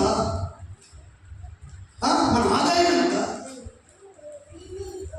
నా ప్రియమైన దేవుడు కదా, దేవుడు ఎందుకు క్రైస్తవుడు ఎందుకు అప్పులు కాడంటే ఎందుకు అప్పులు కాడు, ఎందుకంటే తగు మాత్రం వస్త్రములు. మా చెల్లెల్లో ఒక ఆమె ఒకసారి వచ్చింది. ఇప్పుడు ప్రభువు నమ్ముకోలేదు. నేను అప్పులో ఉన్నా. నువ్వు ఏమన్నా చేయి, నా కాళ్ళకు, నా కూతురి కాళ్ళకు గొలుసులు పెడితేనే నేను ఆ ఫంక్షన్కి వస్తాను, నేను రాలేదు. వాస్తవం ఇది. మా చెల్లెల్లో ఒక ఆమె, నేను అప్పులో ఉంటే నువ్వు ఏ ఇబ్బందిలో పడు, ఎక్కడన్నా అప్పు చేయి, ఏమన్నా చేయి, నాకు మాత్రం నా బిడ్డకు కాళ్ళకు గొలుసులు పెడితేనే నేను ఆ ఫంక్షన్కి వస్తాను అంటే రాను. అంటే బుర్రని మాట్లాడినా, కొద్దిగా ఆలోచన. మన స్తోమత ఎంత, మన భర్త సంపాదించే సంపాదన ఎంత, నేను ఖర్చు పెట్టే ఖర్చు ఎంత, అసలు నేను నా భర్తకు భారంగా ఉన్నానా లేకపోతే బాధ్యత మోసేలాగా ఉన్నానా? నా భార్యకు నేను భారంగా ఉన్నానా లేకుంటే బాధ్యత మోసేలాగా ఉన్నానా? అదే చెప్తున్నాడు, తగు మాత్రము వస్త్రముల చేత నువ్వు అలంకరించబడు. నీకున్న గలగల వస్త్రాలతో నువ్వు అలంకరించబడితే నీకు అప్పే. ఎందుకంటే రహస్యం కాదు, ఎందుకంటే మనకు వచ్చే ఆదాయం తక్కువ, ఖర్చు పెట్టేది ఎక్కువ. నా ప్రియమైనటువంటి దేవుని బిడ్డలారా, నిర్ణయించినటువంటి ఆ అలంకరణను కోరుకోవాలి. ఇప్పుడు మాకు అప్పులు ఎందుకు లేవంటే బంగారం వాడడం, ఎండి వాడడం, వెలుగునటువంటి వస్తువులు. నేను బట్టల కనుక ఇక్కడికి వచ్చాను, ఒక 2 సంవత్సరాల నుంచి ఒక జత కూడా కుట్టిగా. 2 సంవత్సరాలు ఏంటంటే ఒక జత కూడా కుట్టిగా. 2 కుట్టిస్తే సరి కుట్టలేదు, ఆడ పెట్టేసింది. పెద్దగారు కుట్టించే 2 కుట్టించే సరి కుట్టలే, ఆడ పెట్టేసింది. మా ప్రియమైనటువంటి దేవుని బిడ్డ, మనందరం కూడా తగు మాత్రం వస్త్రముల చేత అలంకరించబడి మనము దైవ భక్తి కలిగినటువంటి స్త్రీగా తగినట్టుగా సక్రియల చేత మనము అలంకరించబడాలి. దేవునికి స్తోత్రం. హల్లెలూయా, హల్లెలూయా. అన్ని నా సాక్ష్యాలే, మీరు కొత్తలు కాదు, నేను నాయే, అన్ని నాయే. అయితే ఈయన చేసినటువంటి ఏంటంటే నిర్ణయించినటువంటి అలంకరణను ఇష్టపడింది. ఇక ఏ అలంకరణ, ఏ బయటటువంటి అలంకరణ ఇష్టపడింది. 4వ మాట చదవండి. ఎస్తేరు గ్రంథం 2వ అధ్యాయము 20వ వచనం. 2:20. ఎస్తేరు మొర్దెకై యొక్క పోషణ మందున్న కాలమున చేసినట్టుగానే ఇప్పుడును అతని మాటకు ఆమె లోబడుచుండెను. దేవునికి స్తోత్రం. చూడండి, మొర్దెకై దగ్గర పెరిగింది కదా ఎస్తేరు. మొర్దెకై దగ్గర పెరిగిన తర్వాత నిర్ణయించినటువంటి అలంకరణ ఇష్టపడిన తర్వాత ఆయన దయ ఈయన మీదకి వచ్చింది. నేను ఇష్టపడ్డాడు. ఆయన రాణిగా మార్చబడింది.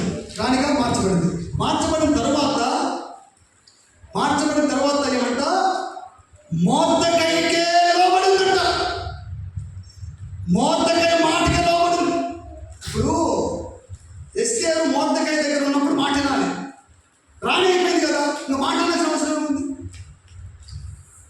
అంటే అక్కడ రాయబడినటువంటి మాట ఏంటంటే, ఎస్తేరు మొర్దెకై యొక్క పోషణ కాలమందు, అప్పుడు పాత పోషించబడే కాలమందు చేసినట్టుగానే ఇప్పుడును రాణి అయిన తర్వాత కూడా మొర్దెకైకి లోబడి జీవిస్తుంది. దేవునికి స్తోత్రం. దేవుడు ఆశీర్వదించిన తర్వాత, ఒక ఉన్నతమైన స్థితిలో పెట్టిన తర్వాత కూడా మొర్దెకైకి లోబడి జీవించాలి. దేవునికి స్తోత్రం. ఒక ఉన్నతమైన స్థితికి మనల్ని ఎక్కిస్తే మొర్దెకై పెంచినటువంటి ఆ పెంపకాన్ని మర్చిపోవద్దు. మొర్దెకై పడినటువంటి ప్రయాసాన్ని మర్చిపోవద్దు. మొర్దెకై ఆ సూచన కోటగా తీసుకోవడానికి ఎంత ప్రయాసపడ్డాడంటే ఆ ప్రయాసాన్ని మర్చిపోవద్దు. నువ్వు రాణిగా మార్చబడడానికి, ఎస్తేరు రాణిగా మార్చబడడానికి చిన్నప్పటి నుంచి పెంచినటువంటి పెంపకం, తర్వాత ఈమెను కూడా రాణిగా చేయాలి, రాజుని నిలబడాలని చెప్పేసి నేను పడినటువంటి ప్రయాసం, దాన్ని మర్చిపోకుండా రాణి అయిన తర్వాత కూడా మొర్దెకైకి పోషణ కాలం ముందు ఏ విధంగా అయితే లోబడిందో అలాగనే ఇప్పుడు కూడా లోబడుతుంది. అంటే రాణిగా కాకమునుపు ఈమె గుణమేంటో రాజు గుర్తుపెట్టాడు. రాణిగా చేసినా కూడా ఈమె ఉండాల్సినటువంటి అద్దులోనే ఉంటుంది అని చెప్పేసి రాజు పసిగట్టిన తర్వాతనే రాణిగా మార్చాడు. ఒకవేళ వస్తువుని తీసేయడా ఓవర్ యాక్షన్ చేస్తే కనుక అందుకని ఆమె గుర్తుపట్టి దేవుడు ఎంతగా ఆశీర్వదించినా, ఎంత ఉన్నతమైనటువంటి స్థితిలో పెట్టినా కానీ మొర్దెకైను మర్చిపోలేదు. మొర్దెకైకి ఇస్తున్నటువంటి విలువ ఇస్తూనే ఉంది, మొర్దెకైకి లోబడుతూనే ఉంది. దేవుడికి స్తోత్రం. హల్లెలూయా, హల్లెలూయా. చివరికి ఒక మాటలో నేను ముగించబోతున్నాను. ఎస్తేరు గ్రంథం 4వ అధ్యాయము 16వ వచనం. నీవు పోయి 4:16 నీవు పోయి షూషాను నందు కనబడిన యూదులందరినీ సమాజ మందిరమునకు సమకూర్చి నా నిమిత్తం ఉపవాసం ఉండి 3 దినములు అన్నపానములు చేయకునుడి. నేను నా పనికత్తులను కూడా ఉపవాసముందుము. ప్రవేశించుట న్యాయ వ్యతిరేకముగా ఉన్నను. నేను రాజునందుకు ప్రవేశించుదును. నేను నశించుదును. అటువలనే మొర్దెకై బయలుదేరి ఎస్తేరు తనకు ఆజ్ఞాపించిన అంతటి ప్రకారంగా జరిగించను. చూడండి, ఇది కొద్దిగా జాగ్రత్తగా నాది. ఇప్పుడు అందరి గురించి మాట్లాడాం కానీ హామాను గురించి మాట్లాడటం. అందరి గురించి మాట్లాడాం, రాజు గురించి మాట్లాడినాం, వస్తు గురించి మాట్లాడినాం, ఏగే గురించి మాట్లాడినాం, అంతఃపురం గురించి మాట్లాడినాం, ఎస్తేరు గురించి మాట్లాడినాం, మొర్దెకై అందరి గురించి మాట్లాడినాం. కానీ హామాను గురించి మనం మాట్లాడలేదు. ఇంతవరకు ఇంత మాట్లాడినా కానీ హామాను గురించి మాట్లాడతాం. అయితే జరిగినటువంటి సన్నివేశం ఏంటంటే చాలా జాగ్రత్తగా వినాలి. మొర్దెకై షూషాను కోట గేట్లో ఉంటాడు. ఈ మొర్దెకై షూషాను కోట గేట్ ఉంటుంది కదా, ఆ గేట్లో ఉంటాడు. అయితే ఆ గేట్ దగ్గర ఈ మొర్దెకై వాచ్మెన్ లాగా ఉంటాడు. అయితే ఈ హామాను అనేవాడు రాజు దగ్గరికి ఇంటికి రాజు దగ్గర తిరుగుతుంటే ఈ మొర్దెకై ఎవరు? దేవుని చేత ఏర్పరచబడినటువంటి సేవకుడు. అయితే రాజు దగ్గర ఉన్నటువంటి హామానికి గేట్లో బయటపడి వాచ్మెన్ ఏం చేయాలి? సెల్యూట్ కొట్టాలి. వాచ్మెన్ లోపలికి పోయేవానికి బయటకు వచ్చేవానికి సెల్యూట్ కొడతా ఉన్నాడు వాచ్మెన్. అయితే ఈ మొర్దెకైకి ఉన్నటువంటి గుణం ఏంటంటే మనుషులకు నేను నమస్కారం చేయను. దేవుడికి స్తోత్రం. హల్లెలూయా. మనుషులను పొగడను, మనుషులకు నమస్కారం చేయను, నేను దేవునికే నమస్కారం చేస్తాను అని చెప్పి ఈ మొర్దెకై హామాను వచ్చేటప్పుడు పోయేటప్పుడు ఇడవడు సైతానుడు, ఇది లోకానుసారుడు. రాజు దగ్గర ఉన్నా కూడా ఇది లోకానుసారి.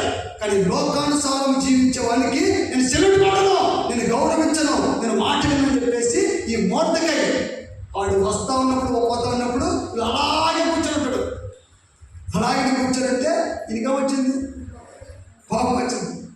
కోపం రానే వచ్చింది. కోపం వచ్చిన తర్వాత ఎట్టు తిరిగి అయినా సరే ఈయన జాతిని నాశనం చేయాలి. ఈయనెవరు? యూదుడు. కోటలో ఉన్నటువంటి రాణెవరు? యూదురాలు. కోటలో ఉన్నటువంటి రాణి యూదురాలే. కోట గేట్లో ఉన్నటువంటి ఈ మొర్దెకై యూదుడే. అయితే ఏ విధంగా చేత ఈయుడు నాకు చెల్లుడు కొట్టడా అంటే ఈయుడు నన్ను లెక్క చేయడం మరి. ఎందుకని యూదుడు దేవుడి సొత్తైన జనాంగం ఇది.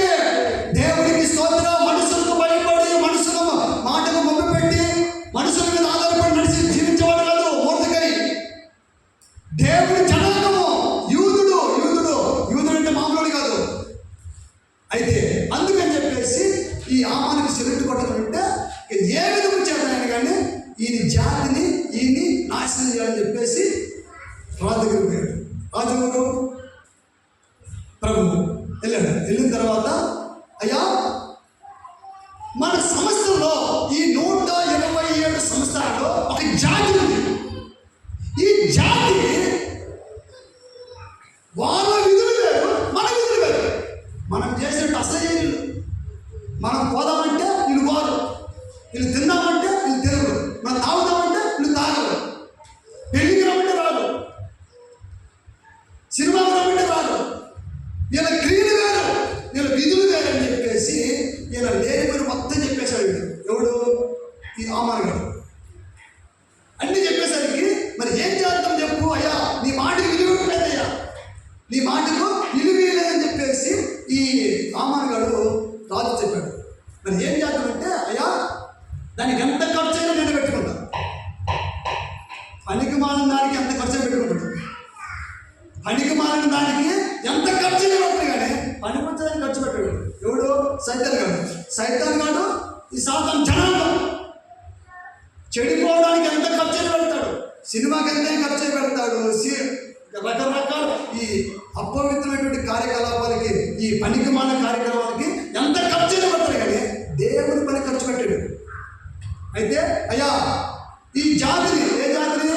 దేవుని జనాంగాన్ని ఏ విధంగా వచ్చేది నాశనం చేయాలని చెప్పేసి దానికి ఎంత ఖర్చు అయినా నేను పెట్టుకుంటానని చెప్పేసి అయ్యా మరి ఒక శాసనం రాయాలి అంటే రాజు ఏమన్నాడంటే నీకు దగ్గర ఉన్నాడు కాబట్టి నువ్వు ఎట్లా బుద్ధి పెడతా, నువ్వు ఏమి కావాలో ఆ జాతిని ఏం చేసుకుంటావో నువ్వు చేసుకో అని చెప్పేసి ఆయన చేతుకున్నటువంటి ఉంగరం ఇచ్చాడు. ఆ ఉంగరంతో ముద్ర వేయాలంట.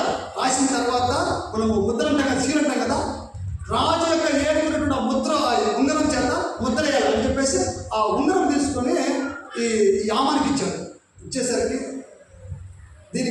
దీనికి సాదృశ్యం ఏంటంటే యోగుడు ఏమని చేసుకొని చెప్పేసి అని ఇచ్చాడు, పర్మిషన్ ఇచ్చాడు. అయితే ఇది ఏం చేశాడంటే పలానా తారీఖున 12వ నెల 13వ తారీఖున ఖచ్చితంగా ఈ యూదులను నాశనం చేయాలని చెప్పేసి ఆ శాస్త్రం రాసి ఆ రాజు యొక్క ఉంగరంతో ముద్రేసి అన్ని ప్రింటింగ్ చేపించి అన్ని సంవత్సరాలు మొత్తం అందరికీ 127 సంవత్సరాలకి పనిచేశాడు. పనిచేసిన తర్వాత ఇక గద వణికిపోతుంది జనాంగం, దేవుని జనాంగం ఇక వణికిపోతుంది. 12వ నెల 13వ తారీఖున ఖచ్చితంగా నువ్వు చచ్చిపోతామని చెప్పేసి ఇక భయంతో వణికిపోతున్నారు. ఆ సమయంలో ఏం చేశాడంటే మోర్దెకై మామూలుడా అలా కాదని చెప్పేసి తిన్నగా ఆడికి వచ్చాడంటే ఎస్తేర్ దగ్గరికి వచ్చాడు.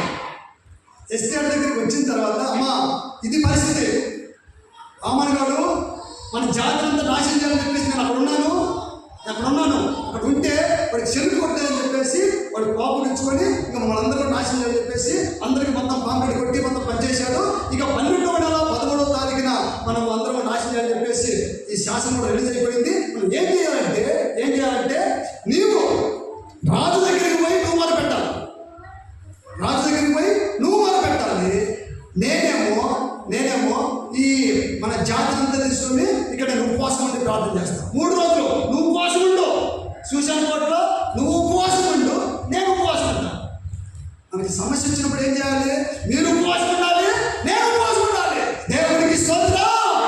సంఘానికి దేవుడికి ఉన్నటువంటి మనకు సమస్య వచ్చినప్పుడు మీరు ఉపవాసం ఉండాలి, నేను ఉపవాసం ఉండాలి అని చెప్పేసి ఈ మోతగా ఏం చేశాడంటే రాణితో చెప్పాడు. చెప్పి అయ్యా మరి నువ్వు నా జాతిని చెప్పదని అన్నావు కదా, మరి ఎట్లా తెలిసిన సంగతి అంటే జాతి గురించి అసలే మాట్లాడద్దు, ఇప్పుడు కూడా మాట్లాడద్దు. నువ్వు ఏం చేస్తావు అంటే రాజు సమూహం అంటే రాజు పిలిస్తేనే వెళ్ళాలి. రాజు కోటలోకి ఆయన ఇంట్లోకి పిలిస్తేనే వెళ్ళాలి. కలవకుండా వెళ్తే ఆయనకైనా చంపమంటే చంపేయాలి, రాణి కానీ ఎవరైనా కానీ. అయితే ఏది ఏమన్నా కానీ అని చెప్పేసి 3 రోజులు ఉపవాసం ఉంది.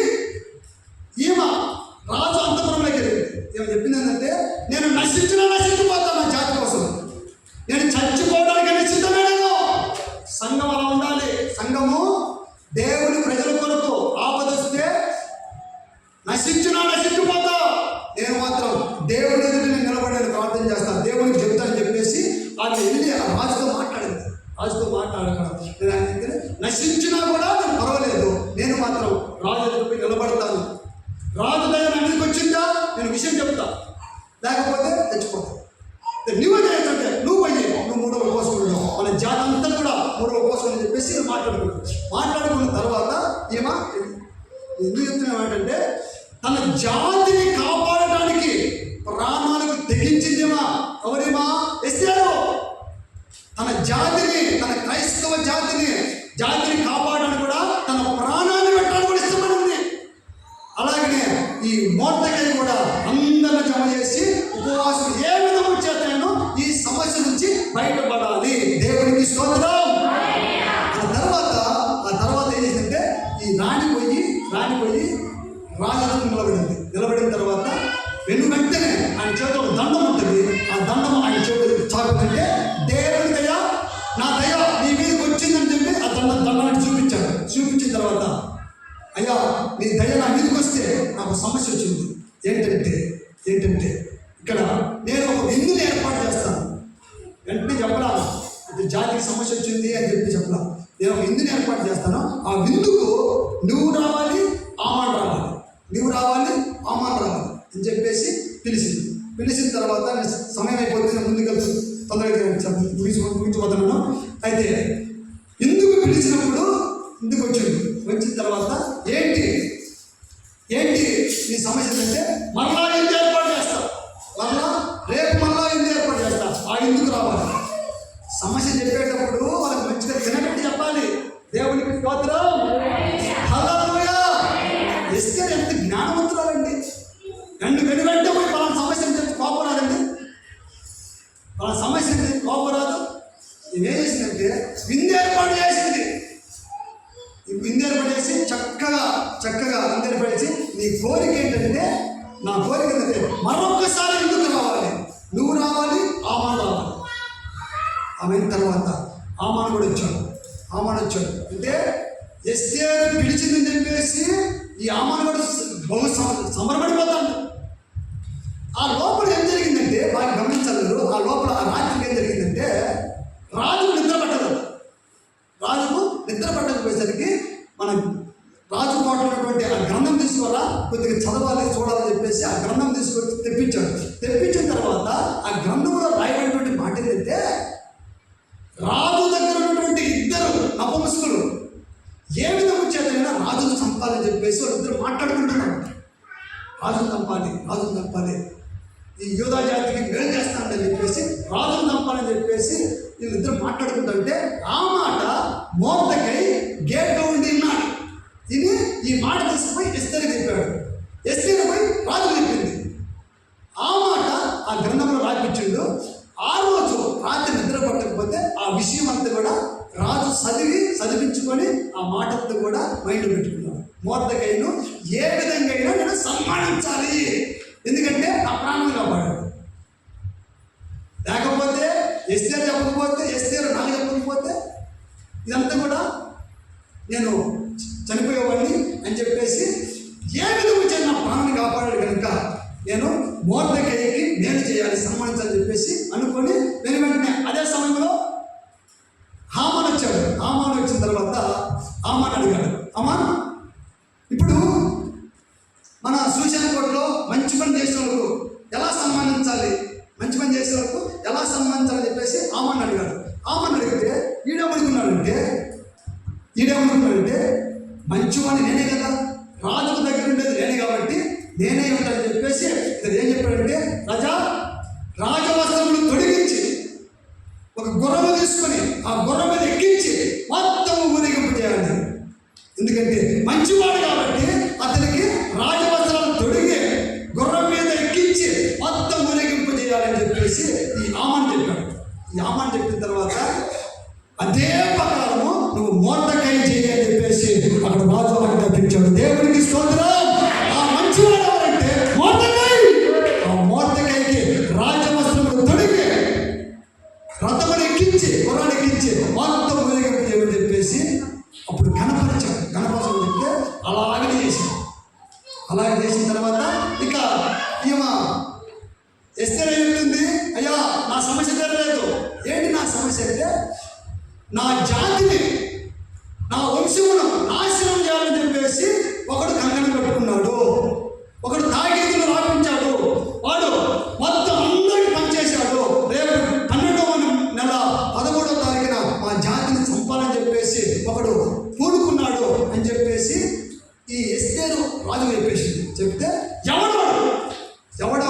వాడు ఇప్పుడే వాడు తుత్తునిగా వాడు చంపాలని చెప్పేసి అన్నప్పుడు వాడు ఎవడో కాదు నీ దగ్గర ఉన్నటువంటి హామాను గాడని చెప్పేసి ఈ ఎస్తేరు అక్కడ ప్రస్తావించింది. దేవుడికి స్తోత్రం.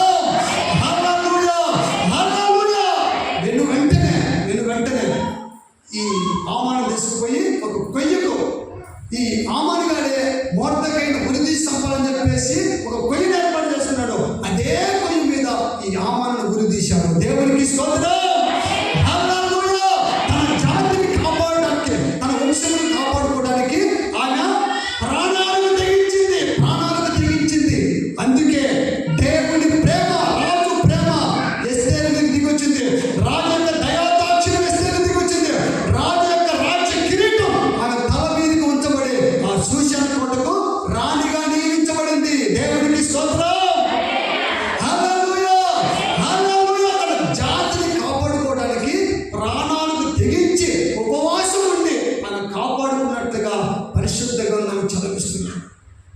కనుక నా ప్రియమైనటువంటి దేవుని బిడ్డరా, తర్వాత హామానును ఉరి తీశారు. ఆ తర్వాత హామానుకు 10 మంది కుమారులు. హామాను సంతానం పెద్దదే. అర్థమైందా? హామాను సంతానం పెద్దదండి. మొర్దెకై సంతానం కంటే హామాను సంతానం పెద్దది. ఎక్కడైనా చూసుకోమండి, హామాను సంతానమే పెద్దది.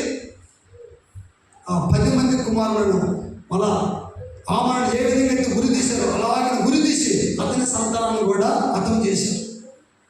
తరువాత ఇప్పుడు అదే 12వ నెల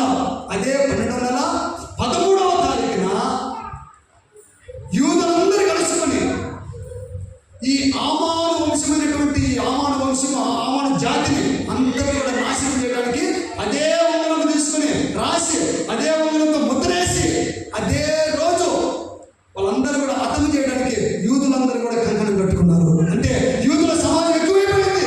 ఇక వాళ్ళందరూ కూడా యూదుల పక్షమయ్యారు. మేము కాపాడబడాలని చెప్పేసి అందరూ కూడా యూదుల పక్షమయ్యారట. అంటే యూదుల జనం ఎక్కువైపోయింది. ఇక ఆ తర్వాత వాళ్ళందరూ కూడా హతమార్చారు. ఈ మొర్దెకైని రాజు దగ్గర ప్రధానమంత్రిగా నిలబెట్టాడట. దేవుడికి స్తోత్రం. ఈ మొర్దెకైని ప్రధానమంత్రిగా రాజు తర్వాత రాజుగా నిలబెట్టాడట.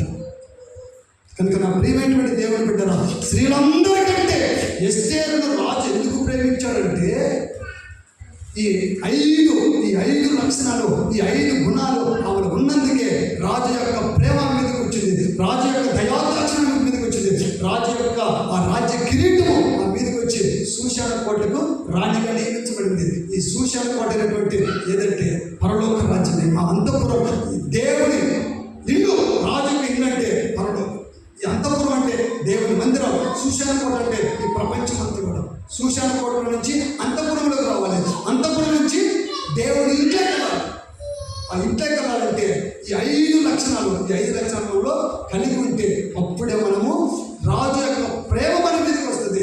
రాజు యొక్క దయాదాక్షిణ్యం మన మీదకి వస్తుంది. అలాగే రాజు యొక్క ఆ రాజ్య కిరీటం మన మీద ఉంచబడి పరిశుద్ధాత్మ అభిషేకం అనే కిరీటం మన మీదకి వచ్చి మనందరం కూడా ఆ పరలోక రాజ్యానికి రాణులుగా మార్చబడుదుము గాక. ఆమేన్. దయచేసి మోకరించండి, ముగింపు ప్రార్థన చేసుకుందాం. స్తోత్రం, స్తోత్రం, స్తోత్రం, స్తోత్రం, స్తోత్రం, స్తోత్రం, స్తోత్రం. గ్లోరీ, హల్లెలూయా, హల్లెలూయా, హల్లెలూయా. స్తోత్రములు, స్తోత్రములు, స్తోత్రములు, స్తోత్రములు, స్తోత్రం, స్తోత్రం, స్తోత్రం. గ్లోరీ, హల్లెలూయా, హల్లెలూయా, హల్లెలూయా. దైవమే అందరూ కూడా ప్రార్థన చేసుకుందాం. ప్రార్థన. ప్రభువానికి స్తోత్రములు తండ్రి.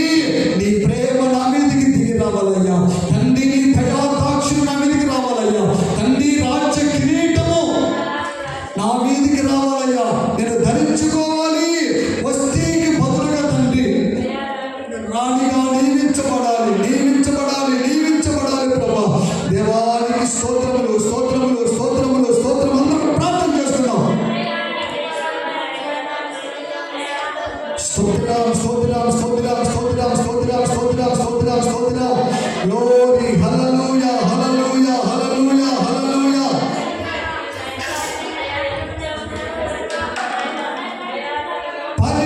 పరిశుద్ధులతో సహవాసములో రొట్టె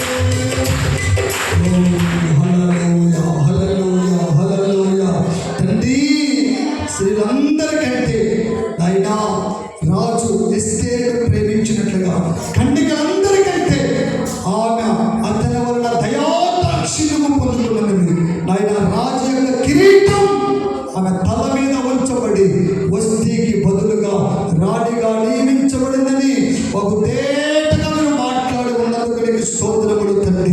నాయనా మేమందరం కూడా తండ్రి అయ్యా అలంకరించబడి కృప దయచే ప్రభువా తండ్రి. నీకు స్తోత్రములు స్తోత్రములు స్తోత్రములు నాయన తండ్రి.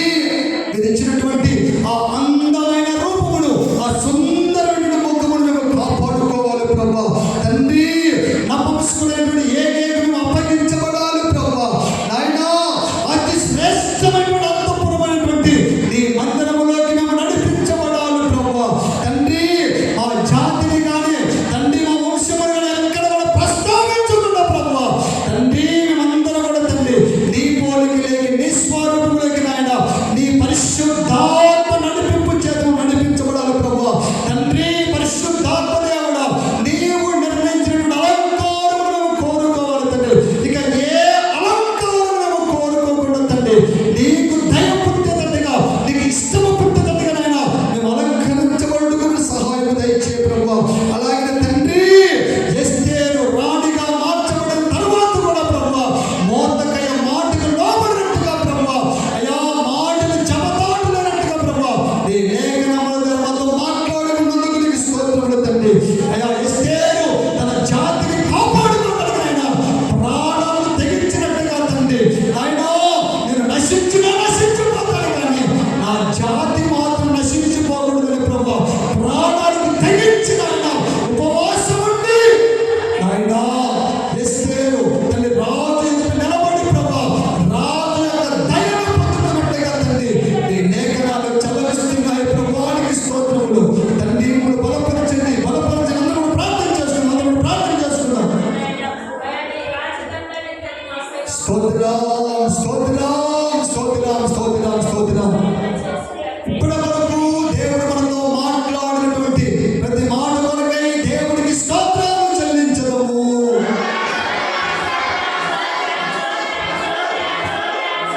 స్తోత్రం స్తోత్రం స్తోత్రం స్తోత్రం స్తోత్రం స్తోత్రం. దేవుడు మనతో మాట్లాడినటువంటి ప్రతి మాటను మన హృదయంలో నూరంతలుగా పలుచులుగా కృప చూపినట్టుగా దేవుడికి స్తోత్రాలు చెల్లించడము.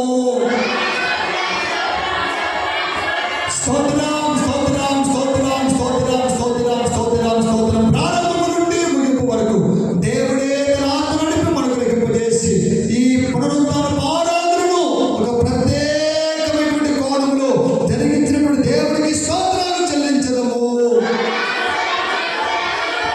స్తోత్రం స్తోత్రం స్తోత్రం స్తోత్రం స్తోత్రం స్తోత్రం. తండ్రి కుమార పరిశుద్ధాత్మ దేవుడికి స్తోత్రాలు చెల్లించదము.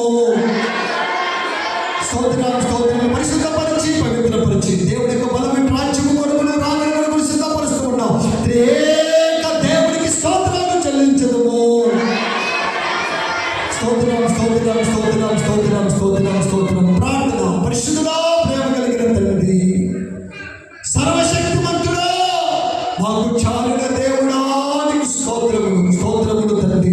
నాయనా ఈ పునరుద్ధాన ఆరాధనను ఒక ప్రత్యేకమైనటువంటి కోణంలో మీరు జరిగించినందుకు నీకు స్తోత్రములు తండ్రి. నీ చిత్తములో నీ ప్రణాళికలో నీ ఉద్దేశములో ఉన్నటువంటి ప్రతి ఒక్కరిని నడిపించినందుకు నీకు స్తోత్రములు తండ్రి. స్తోత్రములు తండ్రి. నీ బిడ్డలు చేసినటువంటి ప్రతి ప్రార్థనకు సంపూర్ణమైన జవాబు దయచేయండి ప్రభువా.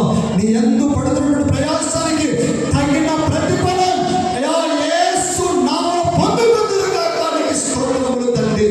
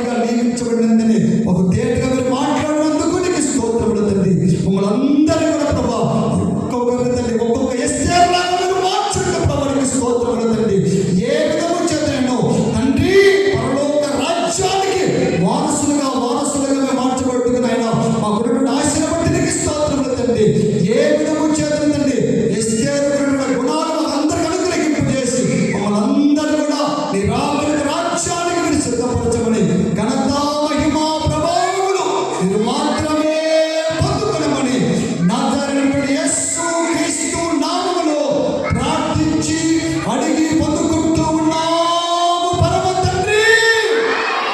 ఆమేన్. ఆమేన్. మన ప్రభువు అయినటువంటి యేసు క్రీస్తు కృప, తండ్రి అయినటువంటి దేవుని ప్రేమ, పరిశుద్ధాత్మ దేవుని అన్యోన్య సహవాసమును ఎప్పుడును ఎల్లప్పుడూ సకల కోటి పరిశుద్ధులను మరి ముఖ్యంగా ఈ పునరుత్థాన ఆరాధన పాలు పంపులు పొందుకున్న మనందరికీ నిత్యము ప్రభువు రాకడ వరకు సదాకాలము తోడై ఉండును గాక. ఆమేన్. ఆమేన్. హల్లెలూయా. హల్లెలూయా. హల్లెలూయా.